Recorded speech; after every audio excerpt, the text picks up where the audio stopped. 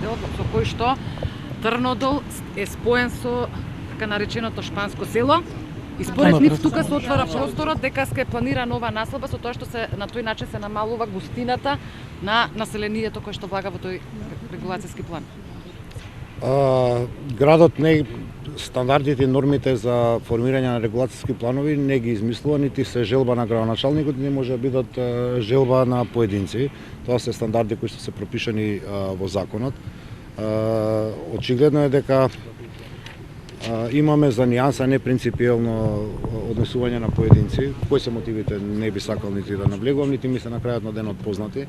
Она што ми е познато, она што јас го знам е дека начинот на кој што го концепиравме регулацијскиот план, меѓутоа начинот и на кој што деталниот урбанистички план е формиран визави регулацијскиот план и визави правилата во генералниот урбанистички план, дека таму не може да дојде до посериозно поместување во делот на развиена градежна површина, нити во делот на број на жители. Тоа е повеќе од јасно затоа што се цифрите експлицитни, така што дали ние ќе споиме една населба со друга да бидат во еден регулацијски план, тоа навистина не сме да биде предмет на обсервација во смисол на стравови, затоа што самиот регулацијски план ги предвидува површините кои што треба да бидат развиени, го предвидува и бројот на жители, и тоа е многу лесно компаративно и таков тип на стравови едноставно се исклучени. За вас и за директорот. Зборуваме за подигање на еколошката свест, дали еден граѓанин еколошки разбуден кој што го селектирал своето ѓубре дома, што се случува со него? Дали завршува во ист контејнер, во овие новите како што ги гледаме дека се за ист еден отпад, или истиот камион заеднички ги носи во Дрисла? Како го селектираме нашиот отпад? Имаме ли систем? И бидејќи самиот рековте во една прилика дека губиме и над 100.000 евра месечно. Значи, она што го започнуваме и вие гледате, овој град имаше третман на комуналниот отпад по некаква инерција од 80-тите. И тоа беше затекната состојба кога јас и екипата тука и во комунална хигиена и во останатите единици локална самоуправа и ја затекнавме и изработивме целосно нов концепт. Во оваа фаза гледате дека влегуваме во еден квалитет чекор повеќе, а тоа е селекција на отпад, примарна селекција на отпад уште од самото домаќинство. Затоа ги делиме овие канти, што мислам дека е сериозен квалитет, односно ишекор напред.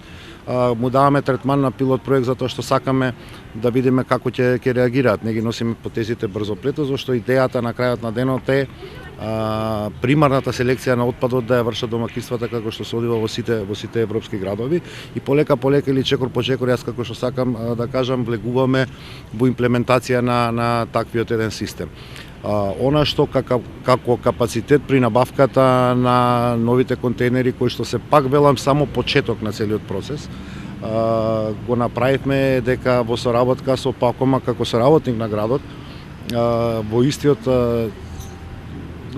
дизајн или со истата функционалност, ако сакате, се набавени и контейнери за исто така за селекција на отпад во смисол на хартија и стакло, кои што како се одвиваат бидејќи ги работиме микролокациите една по една ќе бидат ставени на служба на граѓаните и тоа е она што го велам и што го кажа во изјавата дека градот Скопје сериозно инвестира и во инфраструктурата и во човечкиот потенцијал со цел да конечно му дадеме на третман на комуналниот отпад онаков како што заслужува нашиот град. Мене ми е жал што на темата третман на комунален отпад, подготовка инфраструктура во возила, во канти за отпадоци, садови за отпадоци, контейнери, овој град загуби повеќе од една деценија без да ги фати чекорите на современите европски текови третман на комуналниот отпад. Ете, полека влегуваме во имплементација и јас верувам дека од ден на ден или од година во година како ќе се движат работите, така повеќе ќе го зголемува потенцијалот на градот. Градоначалник, кога ќе ги активирате мерките за загадувањето? Немаме до сега било какво, значи мерките за загадување ги ангажира координативното тело на ниво на влада. До сега, до денешен ден, да речам, немаме вредности на загадувањето кои што се како задолжителни за активирање на таквиот тип на мерки. Значи имавме маглив ден денеска утрото, за сите што се родени и што растеле во Скопје знаат дека маглата е нормална појава во Скопје, особено во периодот на декември и на јануари, меѓутоа тоа не доведе до известно покачување на вредностите на загадувањето, меѓутоа како се расчисти маглата, така тие вредности се паднати. Немаме вредности, годинава немаме над 100 за среќа. Компарирано со минатите 5 години, тоа се податоци што може да ги добиете во Министерството за животна средина, јас ги добивам така речи секојдневно. Годинава за наша среќа имаме најдобри резултати. Во смисол на најмал број на загадени денови. Загадувањето е феномен или проблем кој што нема да ни исчезне преку ноќ. Меѓутоа ќе се манифестира во намален број на загадени денови. Тоа е нешто што и минатата и во текот на оваа година го имаме. Тоа не значи дека не постои. Да се разбереме. Меѓутоа тоа значи дека вредностите паѓаат. И тоа е добро затоа што мерките кои што ги превземаме како град, мерките што ги превзема и владата конечно, при тоа се уште сме во почетна фаза на имплементација на стратешките мерки, покажуваат дека се даваат резултати. Јас можам да ви ги дадам, да ги компарирате резултатите за месеците ноември и декември до денешниот ден, визави последните 5 години, за да може да ги видиме и бројот на загадени денови кои што ги имало и кои што ги имаме во текот на оваа година. Тоа не значи дека сме, пак ќе повторам, излезени од проблемот, меѓутоа тоа значи дека овие мерки една по една, чекор по чекор, сакате чистење на оджаци, сакате инвертори, сакате пелети, сакате зголемен број на алтернативни рути за одвивање на сообраќај, допрва ќе ни доаѓаат автобусите, допрва ќе го имплементираме јавниот транспорт, полека ќе дојдеме до саканата цела, тоа е во Скопје да имаме што е можно почист амбиентален воздух. Градоначалничот 4 дена има паракот, дозволениот е 50 микрограми на кубен метар, тоа е 4 дена над дозволеното. Тоа според вас не е доволно кажува дека е загаден воздухот еве во делови во главниот град каде што вие сте градоначалник? На делови пак би сакал сега за да се разбереме, веројатно ја третирате проблематиката и ви е позната, за да го поставиме прашањето на соодветен начин. Мерките, се извинувам. Пак ви велам, ќе ви повторам уште еднаш, мерките ги активира владата, не градот Скопје. И би замолил, бидејќи повторувам, да бидеме минимум коректни. Значи, мерките вонредни се активираат по однос на работни состаноци на работното тело од страна на владата на градот, и тогаш ги добиваме препораките ние како градоначалници кога треба да ги активираме вонредните мерки. При тоа треба да знаете дека до 50 е нормално загадување кое што го имаме и е во зелена зона. Мерките се активираат на 200.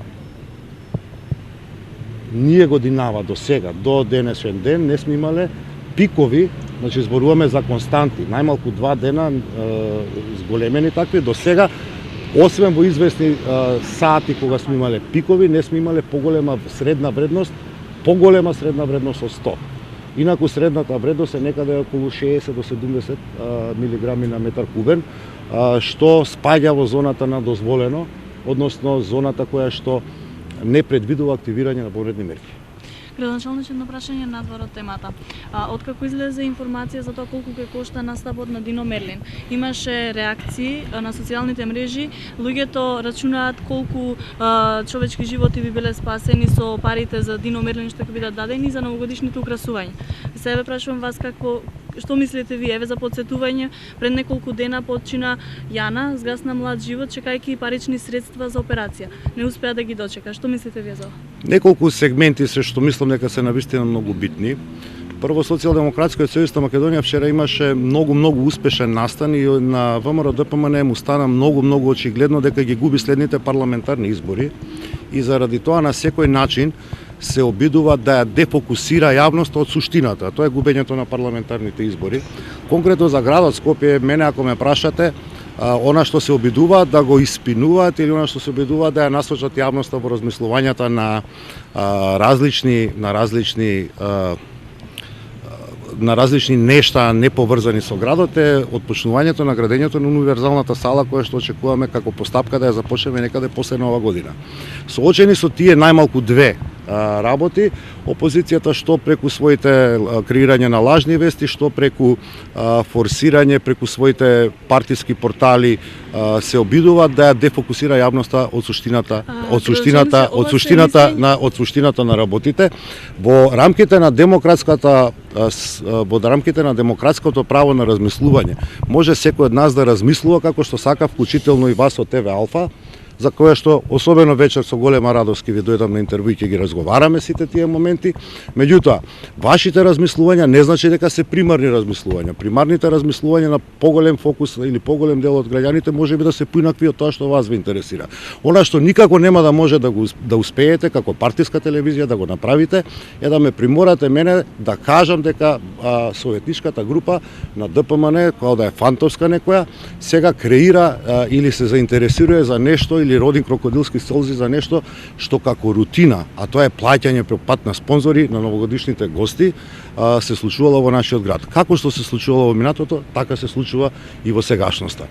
Одговорните институции, градот Скопје, за жал не е таа институција, меѓутоа треба да знаете дека во текот на овие 2 години имаме толку многу повеќе програми, толку многу повеќе средства потрошено за помагање на ризичните групи на граѓани, за помагање на социјалните категории на граѓани, за помагање на лица со посебни потреби, отварање на дневни центри, отварање на разни социјални програми кај што ги помагаме граѓаните, што во изминатите 27 години како ДПМН го предводеше овој град беа мисловна именка.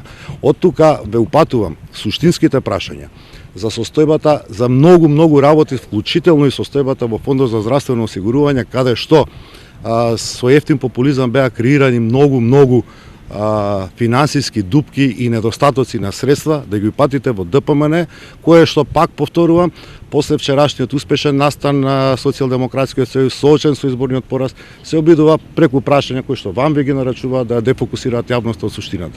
Тоа е реалноста, градоначалник. Најавивте почеток на изградба на универзална сала. Дали тоа значи дека е избран проект, затоа што последниот пат кога разговаравме за оваа тема реколте дека се уште нема проект? Во градот Скопје постојат 2 смешни проекти, едниот е на Јајце, на Коце, што мислам дека беше дури предмет на исмевање на нормалниот дел, демократскиот дел од јавноста, и проект за проширување на постојната универзална сала, кој што кошта околу 17 милиони евра, не тоа нити ќе зголеми капацитетот, нити квалитетот на универзалната сала. Она што јас го правам во меѓувреме, имајќи во предвид дека успеавме да обезбедиме во централниот буџет средства за капитални инвестиции во страна на Министерството за култура, е дека во соработка со Сојузот на архитекти и архитектонскиот факултет да биде формирана комисија која што ќе го води процесот, а во смисол на давање на идејно решение на сосема нов објект кој што ќе го продолжи символизмот на нашиот град. Значи ќе распишете конкурс Апсолутно за јавен изглед конкурс, значи на да. универзална сала.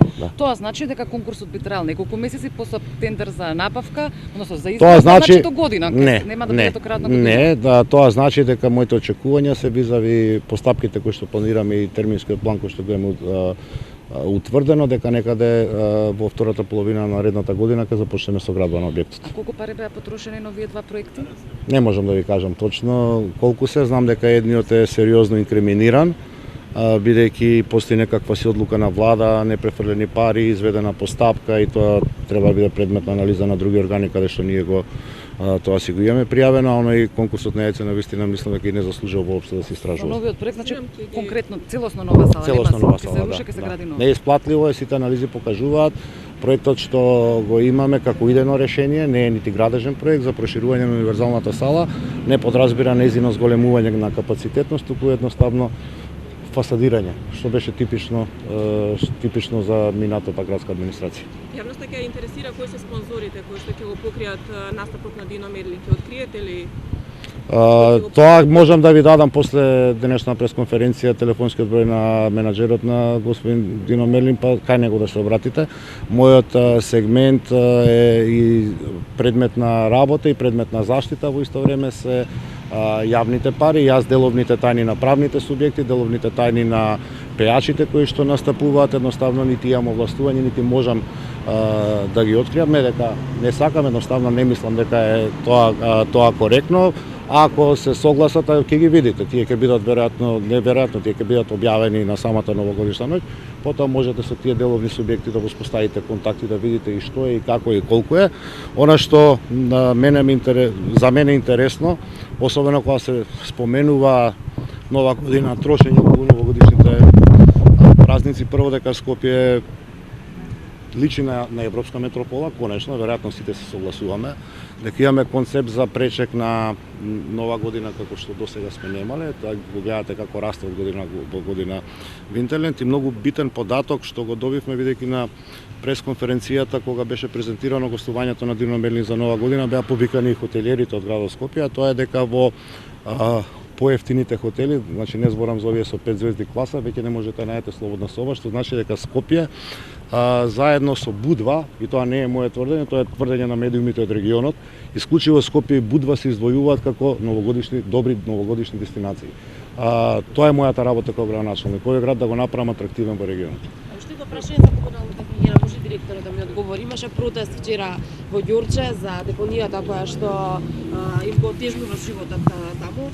Дали градот и предпријатието ќе се вклучат во осветлување на оваа депонија? Граѓаните исто така се жалат дека немаат канти за джебен отпад од Ѓурче, од мостот према Даме Груев, дека буквално нема канта за ситен отпад. Дали размислувате да поставите и на тие локации?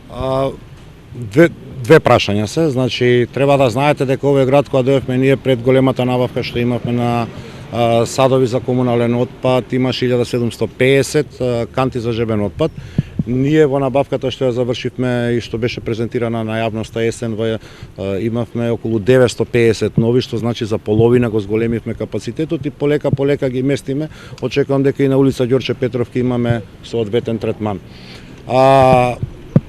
Депонијата во Ѓорче Петров, депонијата во Бутел и депонијата во Лисиче се предмет на буџетот на град Скопје кој што ќе го усвојуваме наредната седница, каде што градот има издвоено посебен квантитет на парични средства, посебно лоцирани, и јас тоа и го општев со јавноста, токму за овие три депонии, каде што очекуваме дека ќе влеземе на целосно расчистување на тој терен и оплеменување на просторот. Така што тоа го општевме, тоа им го соопштивме на граѓаните.